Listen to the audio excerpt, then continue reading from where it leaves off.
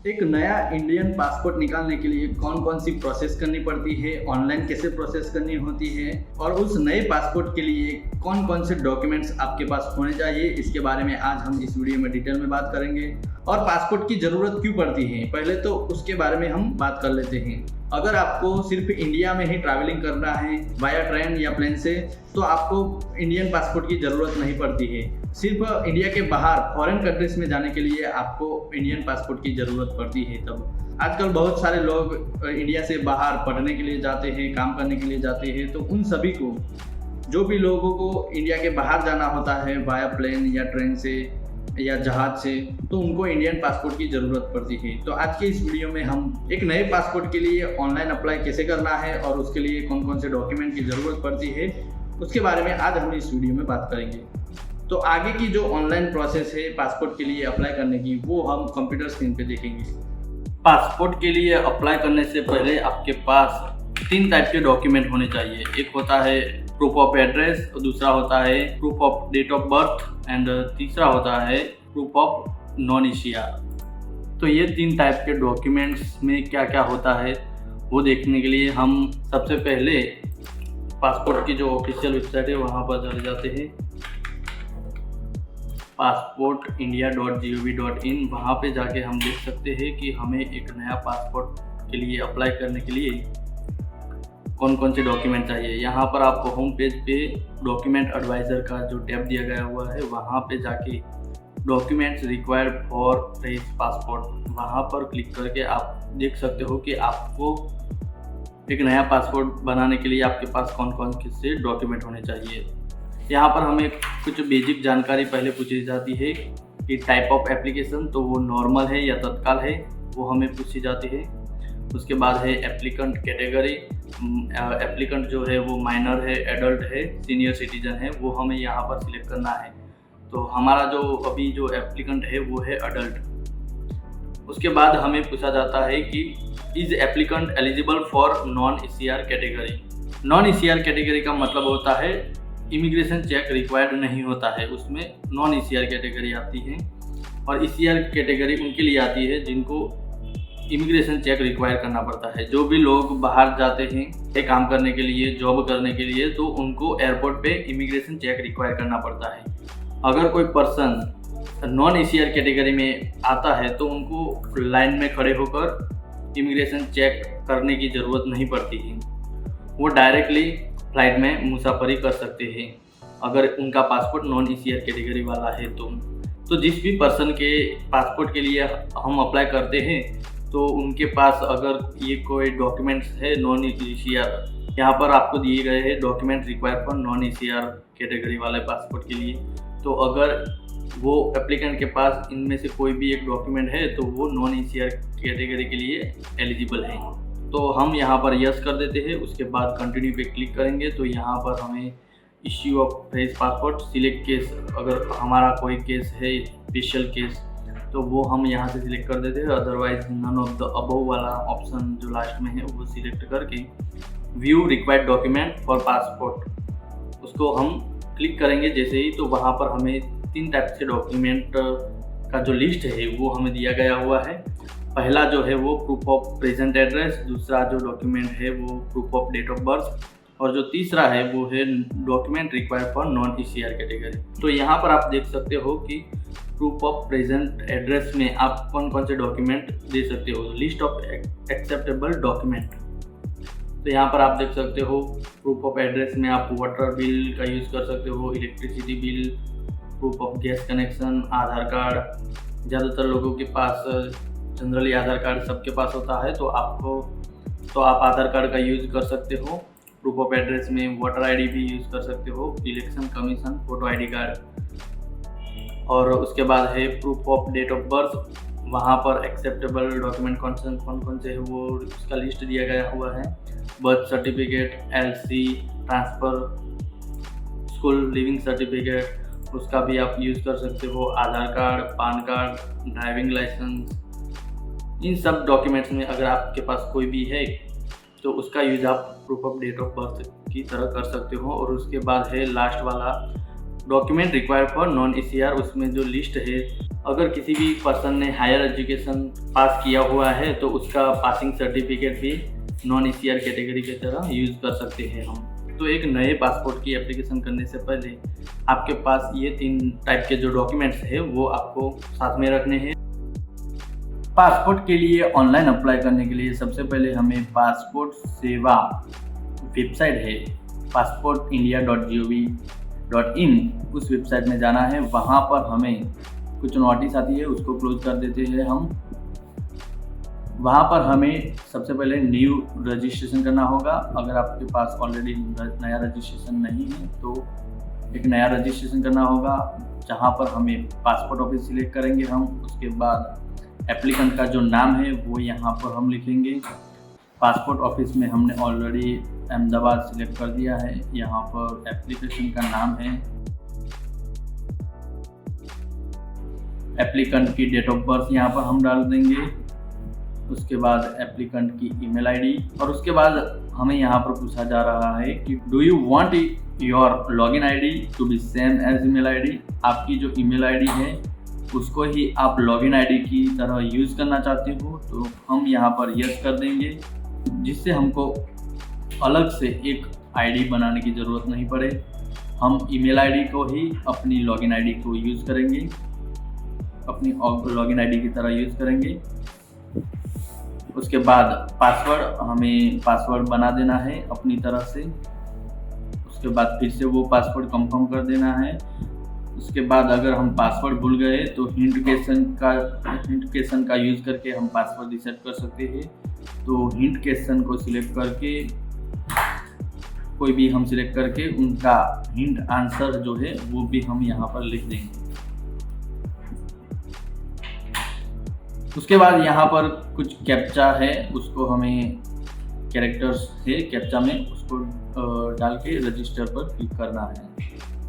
जैसे ही हम रजिस्टर पर क्लिक करेंगे रजिस्ट्रेशन पर, तो हमारी ईमेल आईडी में एक लिंक आएगी, जिसके ऊपर हमें क्लिक करके वहाँ पर हम जब ईमेल आईडी डाल देंगे अपनी, तो हमारा जो रजिस्ट्रेशन आईडी है वो एक्टिवेट हो जाएगा। और ये लिंक सिर्फ कुछ दिनों के लिए एक्टिव रहेंगी, तो जल्दी से आपको आपका आईडी एक्टिवेट कर देना है। आपकी ईमेल आईडी में जाके जो मेल आया है उसमें जो लिंक आई है उसको ओपन करके आपकी ईमेल आईडी डालोगे तो आपकी आईडी एक्टिवेट हो जाएगी। आपकी आईडी एक्टिवेट हो जाने के बाद आपको फिर से होम पेज पे आ जाना है। यहाँ पर हमें एग्जिस्टिंग यूज़र लॉगिन पे क्लिक करेंगे। वहाँ पर हमें लॉगिन आईडी में हमारी ईमेल आईडी डाल के लॉगिन कर लेंगे। हमने पहले ही हमारी लॉगिन आईडी ईमेल आईडी को ही चूज़ कर लिया है, तो यहाँ पर हम ईमेल आईडी डाल के कंटिन्यू क्लिक करेंगे लॉगिन करने के लिए।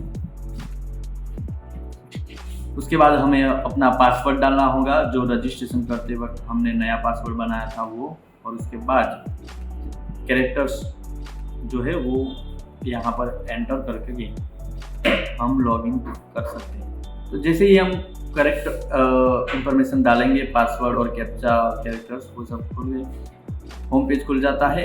अप्लाई फॉर फ्रेश पासपोर्ट के लिए हमें अप्लाई करना है। यहाँ पर हमें 2 ऑप्शन दिए गए हैं, अल्टरनेटिव 1 और अल्टरनेटिव 2, जहाँ पर हम ऑनलाइन भी अप्लाई कर सकते हैं और उसकी सॉफ्ट कॉपी डाउनलोड करके भी अपलोड कर सकते हैं। पर यहाँ पर हम अल्टरनेटिव 1 चूज़ करेंगे, वो ईजी होता है और फास्ट होता है। यहाँ पर हमें स्टेट सिलेक्ट करके डिस्ट्रिक्ट सिलेक्ट कर देना है। RPO सिलेक्शन में डिस्ट्रिक्ट में हम हमारा जो रेसिडेंट का जो डिस्ट्रिक्ट है वो हम सिलेक्ट करेंगे। उसके बाद हम जिस पासपोर्ट के लिए अप्लाई करने जा रहे हैं वो फ्रेश पासपोर्ट है। Type of application normal 36 page का पासपोर्ट है।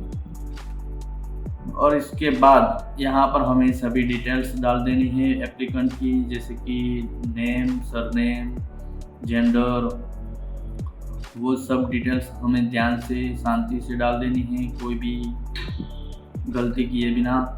डेट ऑफ बर्थ, अगर आपका date of birth out of India है तो वहाँ पर आप यस करके वो भी लिख सकते हो। यहाँ पर हमारा प्लेस ऑफ बर्थ इंडिया में ही है। Citizenship of India by birth, अगर आपने इंडिया में ही आपका बर्थ हुआ है तो आपका जो सिटीजनशिप ऑफ इंडिया है वो बाय बर्थ होगा। तो वो बर्थ सिलेक्ट कर देना है। यहाँ पर आप पैन कार्ड की डिटेल, वोटर आईडी की डिटेल वो डालना चाहते हो अगर तो डाल सकते हो, नहीं डालोगे तो भी चलेगा। Employment type not employed select करके उसके बाद अगर आपके पेरेंट्स गवर्नमेंट सर्वेंट हैं तो यहाँ पर आप लिख सकते हो यस और नो। एजुकेशन क्वालिफिकेशन आपने कितने तक पढ़ाई की है वो यहाँ पर डाल दो। विजिबल डिस्टिंग्विशिंग मार्क वो खाली रखना है, अगर कुछ भी नहीं लिखोगे तो भी चलेगा। आधार नंबर में आपका आधार नंबर डाल देना है। वैलिडेट आधार नंबर की करने की कोई ज़रूरत नहीं है, आप डायरेक्टली आई एग्री पे यस पे क्लिक करके सेव माय डिटेल्स पे क्लिक कर दो, तो आपकी जो इंफॉर्मेशन है वो सेव हो जाए वेबसाइट में।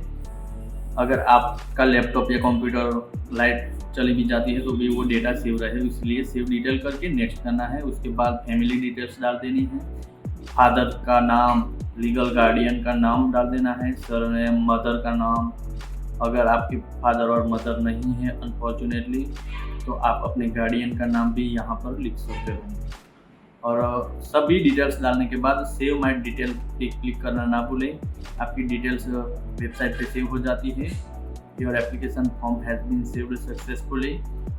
तो आपको अगर गलती से कुछ होता है, डेटा नेटवर्क कनेक्शन बंद हो जाता है या तो कंप्यूटर या लैपटॉप बंद हो जाता है तो आपको फिर से डिटेल डालनी ना पड़े। तो डिटेल डालने के बाद सेव माय डिटेल पे क्लिक करके उसके बाद हमें नेक्स्ट पे क्लिक कर देना है आगे का जो डिटेल्स है वो डालने के लिए। अब हमें प्रेजेंट रेसिडेंशियल एड्रेस की डिटेल डालनी है। अभी हम जहाँ पर रह रहे हैं, आपके पास जो भी प्रूफ है एड्रेस का उसके अकॉर्डिंग आप एड्रेस की डिटेल डाल दो। House number, state, district, police station, pin code, mobile number, telephone number, email ID. अगर आपका परमानेंट एड्रेस अवेलेबल है तो आप यस करके वहाँ पर परमानेंट एड्रेस लिख सकते हो, अगर नहीं है तो सिंपली नो करके आगे की प्रोसेस नेक्स्ट करना है। यहाँ पर आप साइड में देख सकते हो कि पासपोर्ट टाइप, एप्लीकेशन डिटेल्स, ये सभी टास्क हमें कंप्लीट करने हैं, उसके बाद ही ये पासपोर्ट का फॉर्म सबमिट होगा। यहाँ पर हम ईमेल आईडी भी डाल देते हैं, मोबाइल नंबर, पिन कोड वो सब हमने डाल दिया है ऑलरेडी। हमारा परमानेंट एड्रेस अवेलेबल है तो हम यस कर देते हैं और वो सेम ही है इसलिए वो हम नीचे वाला भी यस कर देते हैं। उसके बाद सेव माय डिटेल पे क्लिक करके नेक्स्ट पे क्लिक करेंगे। I agree to receive SMS yes कर देंगे। उसके बाद हमें इमरजेंसी में अगर किसी को कांटेक्ट करना होगा, एयरपोर्ट वाले को, अगर आप फॉरेन कंट्री में गए हो वहाँ पर, तो उस इमरजेंसी कांटेक्ट की डिटेल आपको डाल देनी है। आपके पिता का मोबाइल नंबर, ईमेल आईडी, या आपके भाई का या आपकी वाइफ का, अगर आप लड़की हो तो आपके हस्बैंड का, किसी भी की डिटेल डाल सकते हो आप यहाँ पर इमरजेंसी कांटेक्ट में। तो सेव माय डिटेल पे क्लिक करके आगे की नेक्स्ट प्रोसेस करेंगे। यहाँ पर जो रेड स्टार दिखाई दे रहे हैं नेम एंड एड्रेस के साइड में, वो रेड स्टार ये बताते हैं कि आपको ये डिटेल कंपलसरी भरनी है, कंपलसरी ये डिटेल डालनी है। फिर पूछा जा रहा है आइडेंटिटी सर्टिफिकेट, पासपोर्ट डिटेल। अगर आपके पास कोई आइडेंटिटी सर्टिफिकेट है तो आप वो यस या नो कर सकते हो। अगर आपने पहले पासपोर्ट के लिए अप्लाई किया था तो या नहीं किया था, वो सब डिटेल यहाँ पर पूछी जाती है। और उसके बाद हमारी जो क्रिमिनल प्रोसीडिंग्स पेंडिंग है आपके पास, या आपको कभी कोर्ट में जाना पड़ा था, क्या आपको पुलिस स्टेशन में कहीं जाना पड़ा था, तो वो सब डिटेल्स यहाँ पर पूछी जाती हैं। आप शांति से इसको पढ़ लो और उसके बाद वो सिलेक्ट कर दो। यहाँ पर जो हमारा एप्लीकेंट है वो बहुत ही अच्छा एप्लीकेंट है, वो कभी भी उसको पुलिस स्टेशन जाने की ज़रूरत नहीं पड़ी है, उसके अगेंस्ट कोई क्रिमिनल केस नहीं है, तो हमने सब में नो कर दिया है। उसके बाद हम सेव माय डिटेल पे क्लिक करके नेक्स्ट। यहाँ पर आप लेफ्ट साइड में देख सकते हो, तो ये सब टास्क हमने कंप्लीट कर लिए हैं। यहाँ पर हमारा पासपोर्ट कैसे बन के आएगा वो उसका एक प्रीव्यू दिया गया हुआ है, पासपोर्ट प्रीव्यू डिटेल्स, वो सब आपको ध्यान से चेक कर लेना है। उसके बाद जो अगर आपकी डिटेल सब सही है तो नेक्स्ट पे क्लिक करो। आगे address, name, date of birth, place of birth, वो सब आप चेक कर लीजिए और उसके बाद नेक्स्ट पे क्लिक कर देना है। यहाँ पर हमें प्रूफ ऑफ बर्थ में क्या देने वाले हैं वो डॉक्यूमेंट हमें सिलेक्ट कर देना है। प्रूफ ऑफ बर्थ में हम देने वाले हैं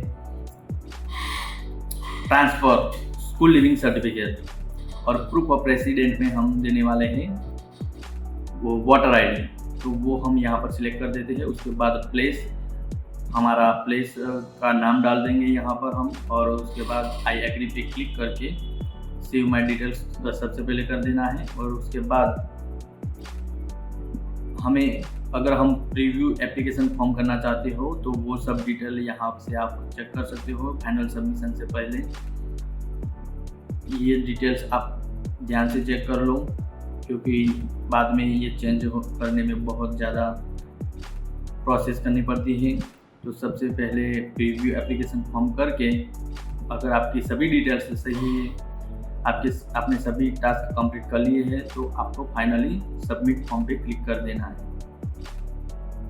फॉर्म सबमिट करने के बाद यहाँ पर हमें लिखा हुआ आ गया है your application form has been submitted successfully. यहाँ पर हमें आगे की प्रोसेस में करने के लिए एक रेफरेंस नंबर दिया गया हुआ है। आगे की प्रोसेस में हमें पेमेंट करना है और उसके बाद हमारी जो अपॉइंटमेंट पासपोर्ट ऑफिस में जाने की उसको लेना है। तो यहाँ पर हम ऑनलाइन पेमेंट का ऑप्शन चूज़ कर लेंगे, स्टेट बैंक ऑफ इंडिया वाला, वो आसान रहेगा। चालान में आपको बैंक में ब्रांच में जाना होता है, ऑनलाइन में आप सिर्फ अपने कार्ड से, यूपीआई से या नेट बैंकिंग से पेमेंट कर सकते हो। तो यहाँ पर हमें पेमेंट करने से पहले अपॉइंटमेंट लेनी होगी। हम जिस भी स्टेट हमने पहले सिलेक्ट किया था वहाँ पर जितने भी अवेलेबल पासपोर्ट ऑफिस है उसका लिस्ट यहाँ पर आ जाता है। तो हमें जिस भी पासपोर्ट ऑफिस में जाना है उसको सिलेक्ट करके कैप्चा कैरेक्टर्स जो है वो डाल के हम आगे की नेक्स्ट वाली प्रोसेस करेंगे। यहाँ पर हमें जो डेट अवेलेबल है वो ग्रीन कलर में दिखाई देगी। तो उस दिन को हमें पासपोर्ट ऑफिस जाना है ओरिजिनल डॉक्यूमेंट के साथ। तो हमारे लिए जो डेट सेटिंग होती है वो हम डेट ले लेते हैं और उसके बाद पे एंड बुक अपॉइंटमेंट पे आगे जाना है। अपॉइंटमेंट लेने से पहले हमें 1500 रुपये का पेमेंट करना है, जो पासपोर्ट की फ़ी है वो। तो यहाँ पर हमें 9 तारीख यहाँ पर लिखा हुआ है कि अगर आपका पेमेंट कंफर्म नहीं होता है, सक्सेसफुल नहीं होता है, तो आप ट्रैक पेमेंट पे क्लिक करके आपके पेमेंट के ट्रैक कर सकते हो। यहाँ पर हम पेमेंट कर देते हैं 1500 रुपीज़ का। आप कोई भी ऑप्शन चूज़ कर सकते हो, स्टेट बैंक ऑफ इंडिया का डेबिट कार्ड है, UPI, credit card, net banking. तो आप अपने पास जो भी अवेलेबल ऑप्शन है उससे पेमेंट करके आगे की प्रोसेस हम करेंगे। यहाँ पर हमारा पेमेंट तो सक्सेसफुली हो गया है, payment done successfully, reference number भी उसका आ गया है। और तो हमें click here to back passport office की वेबसाइट पे वहाँ पर हमें वापस आ जाना है। पेमेंट करने के बाद ऑटोमेटिकली लॉग आउट हो जाता है, तो हमें लॉगिन कर लेना है फिर से ईमेल आईडी डाल के। हमारी ईमेल आईडी डालने के बाद हमें पासवर्ड डाल के कैरेक्टर्स जो दिखाए गए हुए हैं इमेज में उसको डाल के हम लॉगिन कर लेंगे। पासपोर्ट ऑफिस की जो ये वेबसाइट है पासपोर्ट सेवा की, वहाँ पर प्रॉब्लम ये होता है कि पेमेंट करने के बाद फिर से आपको अपॉइंटमेंट लेनी होती है। पता नहीं ये प्रॉब्लम क्यों आता है, ये प्रॉब्लम है या सिस्टम में ऐसे ही बनाया गया हुआ है। तो हमें फिर से अपॉइंटमेंट लेनी होगी। हमें हमारी एप्लीकेशन को सिलेक्ट करके पहले हमारा जो पेमेंट है वो सक्सेसफुली हो गया है कि नहीं वो देख लेते हैं हम यहाँ से। तो हमारा पेमेंट स्टेटस सक्सेसफुली दिखा रहा है। अब हम आगे की अपॉइंटमेंट लेने की प्रोसेस कर सकते हैं। पेमेंट एंड अपॉइंटमेंट में जाके पे एंड शेड्यूल अपॉइंटमेंट, वहाँ पे हमें ये लिखा हुआ आ रहा है you have not taken any appointment. तो यहाँ पर हम अपॉइंटमेंट पासपोर्ट ऑफिस को सिलेक्ट करके अपॉइंटमेंट ले लेंगे हम।